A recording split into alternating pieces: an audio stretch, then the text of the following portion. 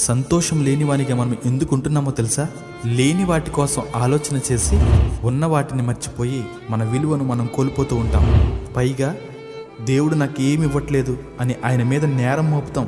ఇప్పటి వరకు మనం బ్రతికిన బ్రతుకులో మనకు కావలసిన ప్రతి అవసరతను దేవుడు తీర్చుకుంటూ వచ్చాడు. కానీ తీరిన అవసరాలను బట్టి కాదు, తీరలేని అనవసరాలను బట్టి చింతిస్తూ ఉంటాం. దేవుడు మనకెంత గొప్ప జీవితాన్ని ఇచ్చాడో మర్చిపోయి దాన్ని బట్టి సంతోషించడం మానేసి కృతజ్ఞత లేక జీవించడమే మనం చేసే పెద్ద తప్పు. అసలు దేవుడు నీకెంత గొప్ప జీవితాన్ని ఇచ్చాడో ఆ గొప్ప జీవితం ఏంటో చూపిస్తాను చూడు. మంచి చెప్పులు లేవని బాధపడుతున్నావా? అసలు చెప్పులు వేసుకునే అవకాశమే లేని వీళ్ళ సంగతి ఏంటి? నా శరీరం చూడటానికి అస్సలు బాగోదు, నా కలర్ మంచిది కాదు అని బాధపడుతున్నావు కదా. అసలు శరీరమే లేని వీళ్ళ సంగతి ఏంటి? నాకు సరైన అనుకున్న వస్త్రాలు లేవు అని బాధపడుతున్నావు కదా. అసలు వస్త్రాలే లేని వీళ్ళ సంగతి ఏంటి? ఉండటానికి అసలు సరైన ఇల్లే లేదు అని బాధపడుతున్నావు కదా. అసలు నివసించడానికి స్థలమే లేని వీళ్ళ సంగతి ఏంటి?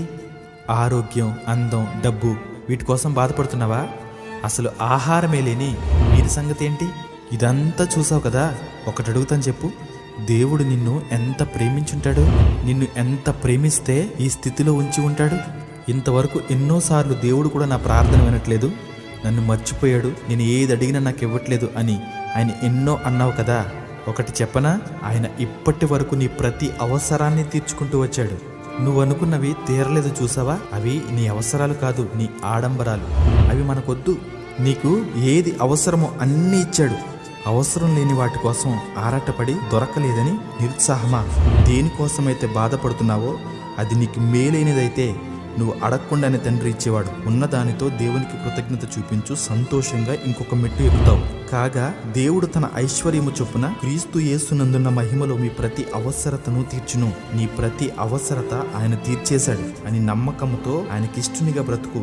ఆయన చేత నీవు ప్రేమింపబడ్డావు అంటే ఆస్తికర్తగా నిన్ను మార్చేస్తాడు. ఈ లోకాన్ని కాదు, దేవుణ్ణి ప్రేమించు, ఆ ఫలితాన్ని అనుభవించు.